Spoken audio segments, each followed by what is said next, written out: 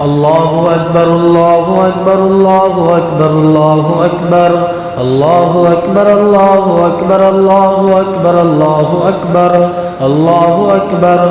الحمد لله المنعم المحسن الديان ذي الفضل والجود والإحسان ذي الكرم والمغفرة والامتنان. الله أكبر الله أكبر لا إله إلا الله والله أكبر الله أكبر ولله الحمد. وأشهد أن لا إله إلا الله وحده لا شريك له وأشهد أن سيدنا ومولانا محمدا عبده ورسوله الذي أرسل حين شاع الكفر في البلدان صلى الله عليه وعلى آله وأصحابه ما لمع القمران وتعاقب الملوان. الله أكبر الله أكبر لا إله إلا الله والله أكبر الله أكبر ولله الحمد. أما بعد فاعلموا أن يومكم هذا يوم عيد لله عليكم فيه عوائد الإحسان ورجاء نيل الدرجات والعفو والغفران. الله أكبر الله أكبر لا إله إلا الله والله أكبر الله أكبر ولله الحمد. وقد قال صلى الله عليه وسلم فإذا كان يوم عيدهم يعني يوم الفطرهم باها بهم ملائكته فقال يا ملائكتي ما جزاء أجير وفى عمله؟ قالوا ربنا جزاؤه أن يوفى أجره. قال ملائكتي عبيدي وإمائي قضوا فريضتي عليهم ثم خرجوا يحجون إلى الدعاء وعزتي وجلالي وكرمي وعلوي وارتفاع مكاني لأجيبنهم فيقول ارجعوا فقد غفرت لكم وبدلت سيئاتكم حسنات فيرجعون مغفورا لهم. الله أكبر الله أكبر لا إله إلا الله والله أكبر الله أكبر ولله الحمد. وهذا الذي ذكر في ذلك اليوم كان فضله. وأما أحكامه فمنهما صدقة الفطر فقد قال عليه الصلاة والسلام ساع من بر أو قمح عن اثنين صغير أو كبير حر أو عبد ذكر أو أنثى. الله أكبر الله أكبر لا إله إلا الله والله أكبر الله أكبر ولله الحمد. وعن ابن عمر رضي الله عنهما قال فرض رسول الله صلى الله عليه وسلم زكاة الفطر ساعا من تمر أو ساعا من شعير وأمر بها أن تؤدى قبل خروج الناس إلى الصلاة ومنها الصلاة والخطبة. فقد كان عليه السلام يخرج يوم الفطر والأضحى إلى المصلى فأول شيء يبدأ به الصلاة ثم ينصرف فيقوم مقابل الناس والناس جلوس على صفوفهم فيعظهم ويوصيهم ويأمرهم. ومنها التكبير في أثناء الخطبة فقد كان النبي صلى الله عليه وسلم يكبر بين أضعاف الخطبة ويكسر التكبير في خطبة العيدين. ومنها صيام 6 أيام من شوال فقد قال عليه الصلاة والسلام من صام رمضان ثم أتبعه 6 من شوال كان كصيام الدهر.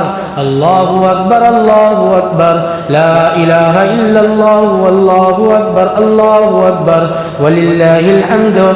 أعوذ بالله من الشيطان الرجيم بسم الله الرحمن الرحيم. قد أفلح من تزكى وذكر اسم ربه فصلى بل تؤثرون الحياة الدنيا. وقال النبي صلى الله عليه وسلم الدين النصيحة أو كما قال رسول الله صلى الله عليه وسلم. بارك الله لنا ولكم في القرآن العظيم ونفعنا وإياكم بالآيات والذكر الحكيم.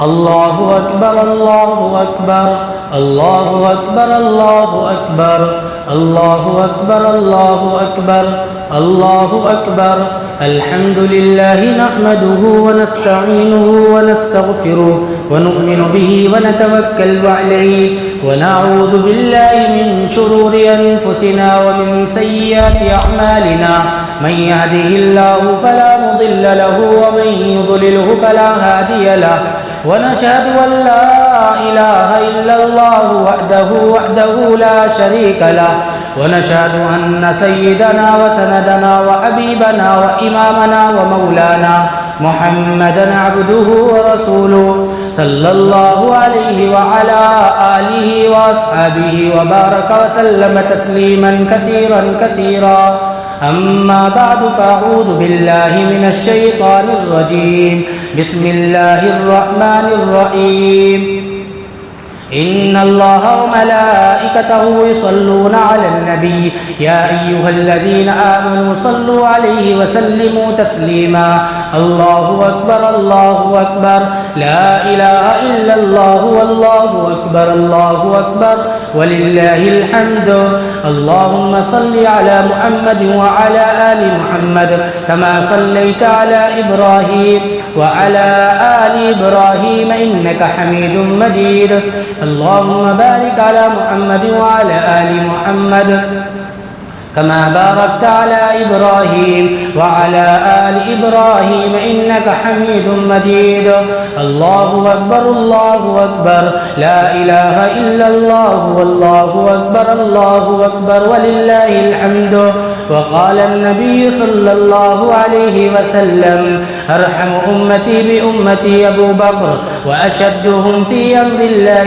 عمر وأصدقهم حياء عثمان وأقضاهم علي وفاطمة سيدة نساء أهل الجنة الحسن والحسين سيدا شباب أهل الجنة وحمزة أسد الله وأسد رسوله اللهم اغفر للعباس وولده مغفرة ظاهرة وباطنة لا تغادر ذنبا الله الله في أصحابي لا تتخذوهم غرضا من بعدي فمن أحبهم فبحبي أحبهم ومن أبغضهم فببغضي أبغضهم وخير أمتي قرني ثم الذين يلونهم ثم الذين يلونهم الله أكبر الله أكبر لا إله إلا الله والله أكبر الله أكبر ولله الحمد أعوذ بالله من الشيطان الرجيم بسم الله الرحمن الرحيم إن الله يأمر بالعدل والإحسان وإيتاء